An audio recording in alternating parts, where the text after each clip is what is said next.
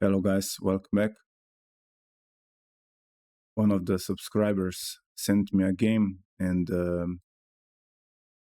he wrote that he wants his game to be analyzed. So I checked the game and it was an interesting game because this is content. This is chess content and we're going to talk about the game.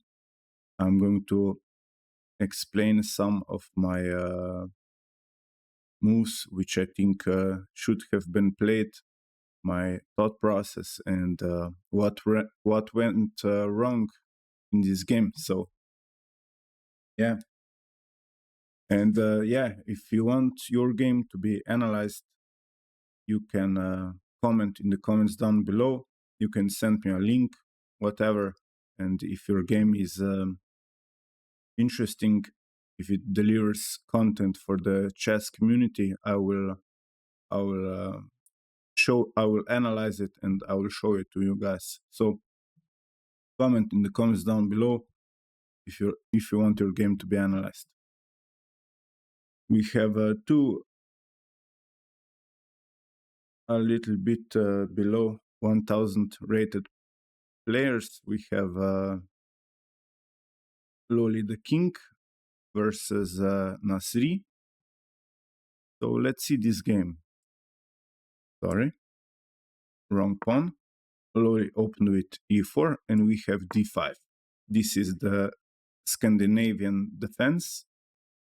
So let's see how Loli responded. He played e takes d5 and knight to f6, attacking the pawn, and we have knight to f3. Queen takes the pawn and developing a knight, attacking the queen. Nice. Queen goes to e6, delivers check. Here we have the first awkward move. You need to go here to a5, put pressure on the knight, or you can go to d6, you can go back.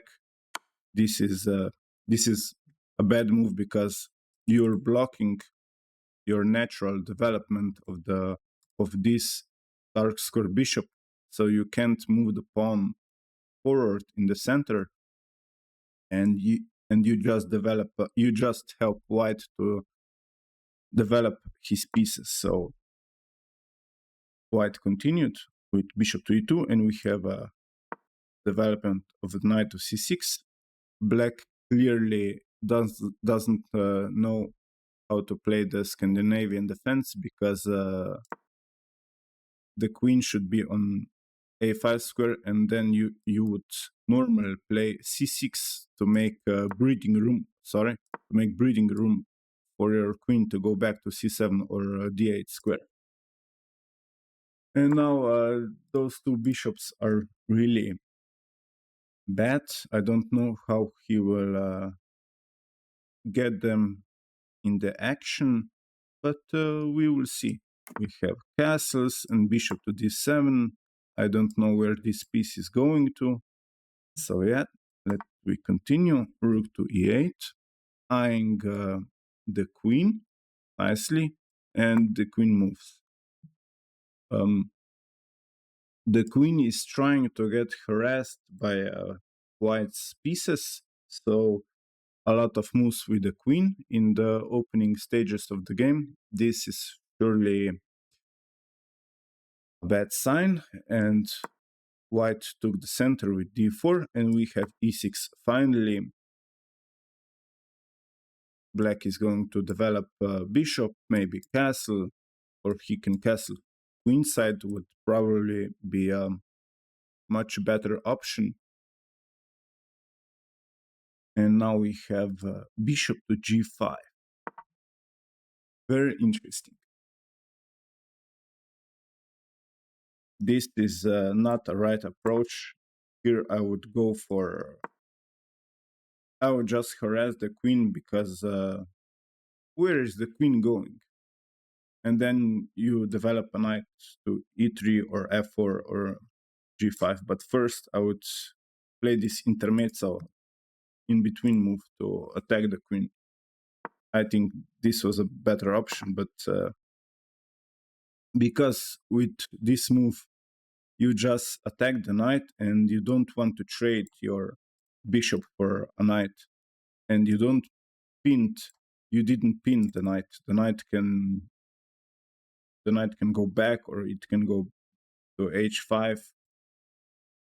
So yeah, we have a h6 challenging the knight, and now we have intermezzo, bishop to d3. Nice for my opponent.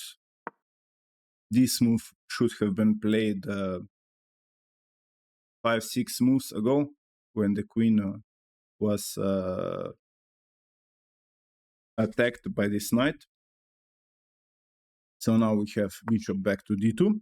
White is playing nicely, I can say, and the evaluation is pretty high. It's if you're interested, it's +2 for the white pieces. And now queen to b6.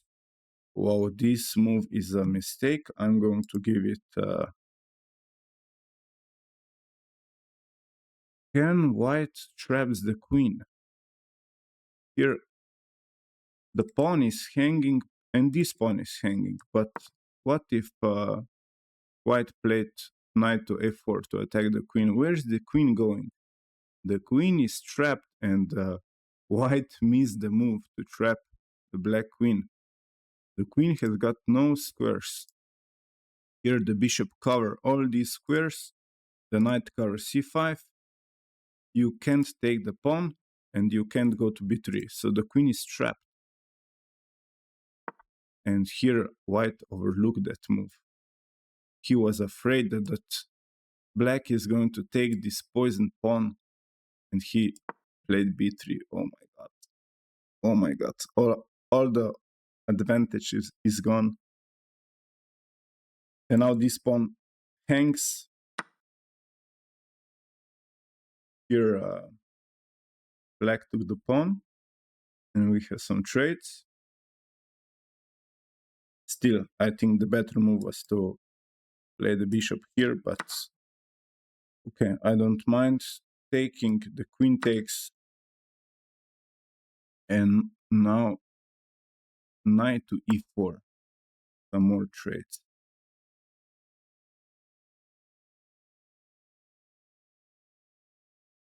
Here I think it was better to develop for black and castle, but I don't know why, or to go long. This was the right approach. You just leave the tension, you go long. If white takes your knight, you open the g file, follow up with rook to g8 and put pressure on g2, and black is winning. Yeah, but those beginners like to trade some pieces when there is no threat. And yeah, we have some trades, takes and takes. And now this pawn is hanging. So what did black play? Played c6. This bishop now looks like a pawn. This is a really bad move. It was better to play just castle. I don't know why he didn't castle. Why? What was he afraid of? Really can't explain, because there is no rook on the d file. The queens are looking at each other. Really can't explain his thinking process here. c6 was played, and here in this position, white played queen to f3.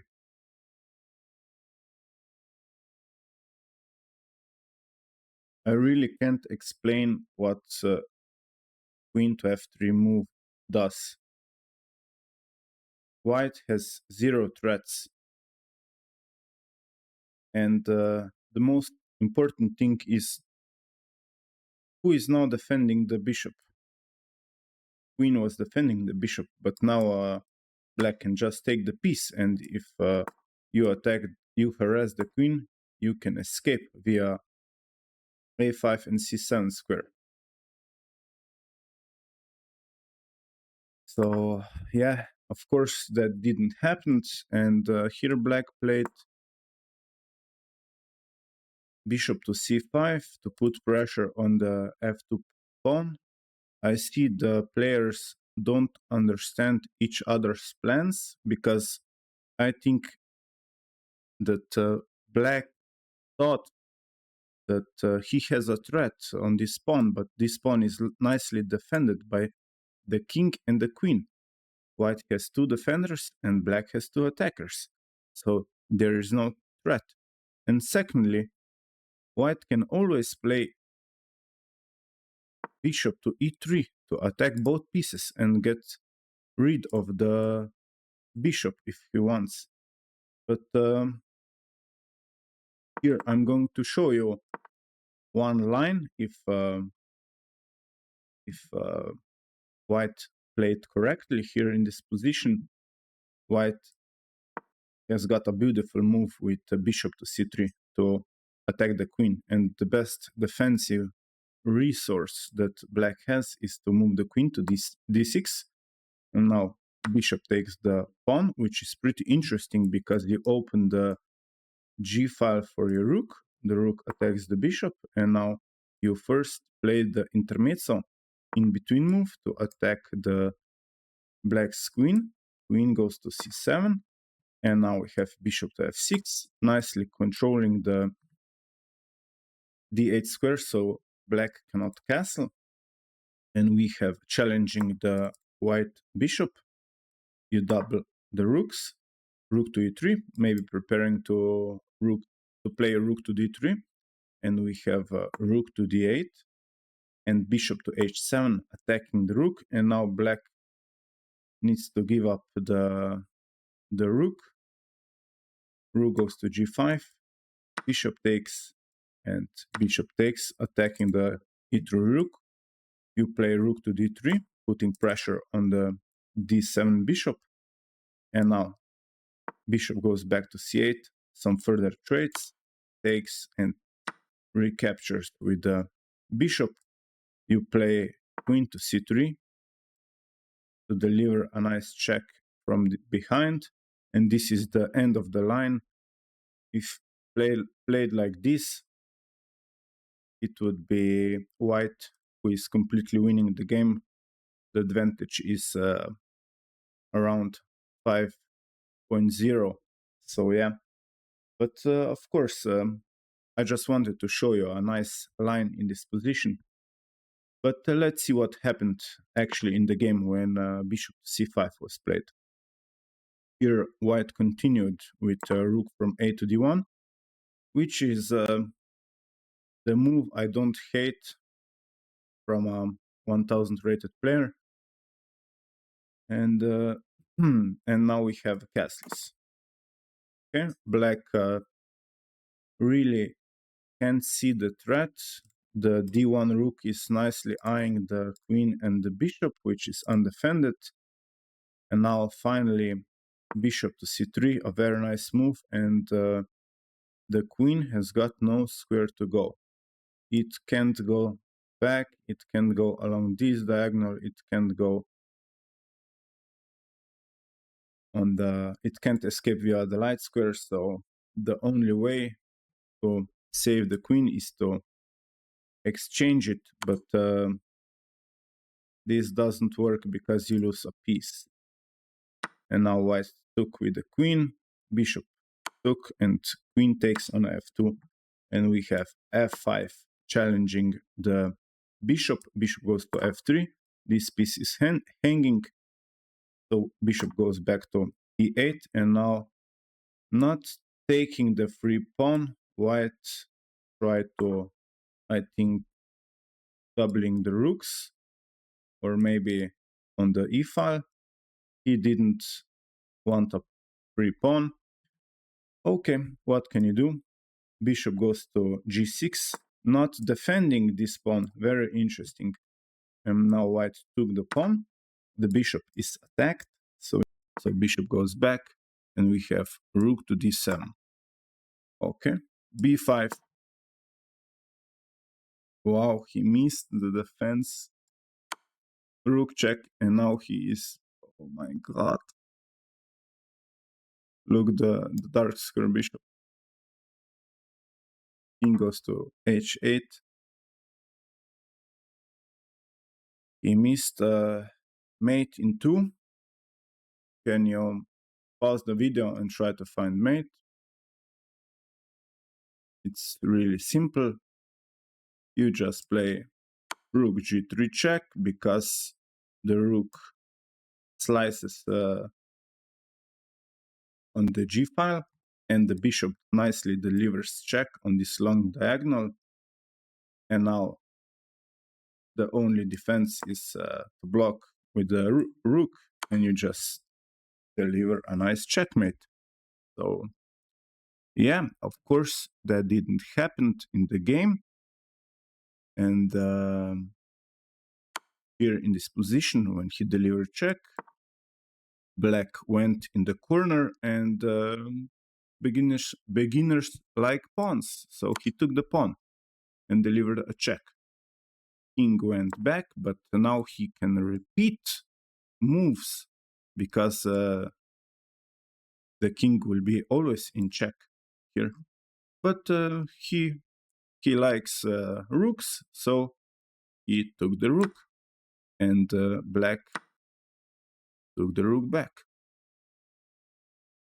Here in this position, white took the pawn with the bishop to attack the rook, and we have rook takes on a2, rook delivers check, king attacks the rook, and rook goes back to e2, nicely defending the c2 square, and we have f4, opening up this long diagonal for the bishop. Bishop takes the pawn, and bishop takes on c2. And we have bishop c4 check. This move is good. King goes to f8, and we have b4, the best move. Bishop to what? Bishop to b3.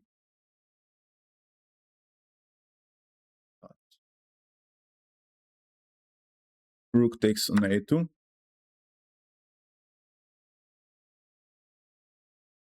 And bishop takes on a2, and bishop takes. Now we have 2 bishops against 2 bishops and 3 pawns against 2 black pawns. Let's see what happened in this game, in this endgame. But white has got only 20 seconds and black has got 2 minutes. So let's see this endgame.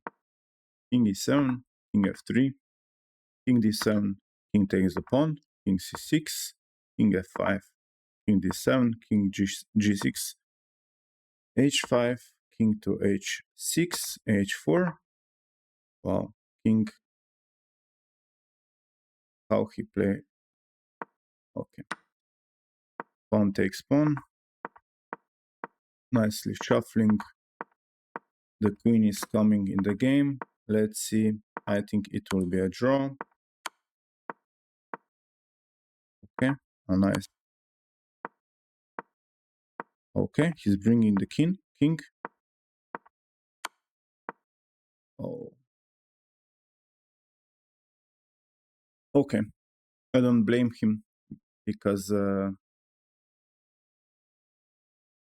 if you got only 20 seconds to mate, it's hard for beginner players to mate in 20 seconds, but certainly we can all say that it was a nice game between 2000 rated players. If you want your game to be analyzed, you can comment in the comments down below, and I hope your game will get picked. So if you enjoyed in the video, you can subscribe and join the channel for more chess content. We'll see you guys soon with more chess videos to come. Goodbye.